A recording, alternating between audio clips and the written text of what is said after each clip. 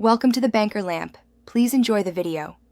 In this video, I will explain how to plant green beans at home. First, let's talk about site selection. Green beans absolutely love sunshine, so pick a spot in your garden that gets at least 6 to 8 hours of direct sunlight every day.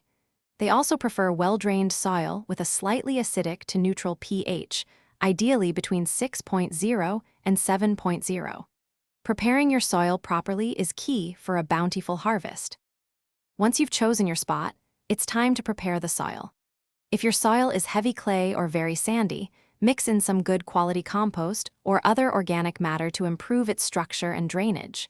When planting, sow your green bean seeds about 1 inch deep and 2 to 4 inches apart. For bush varieties, space your rows approximately 18 to 24 inches apart to give them plenty of room to grow. Proper watering is crucial for healthy green bean plants.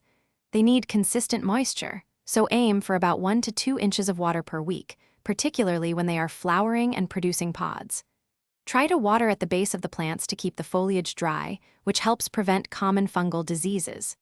If you're growing pole beans, remember they need support, so set up stakes, trellises, or a fence for them to climb.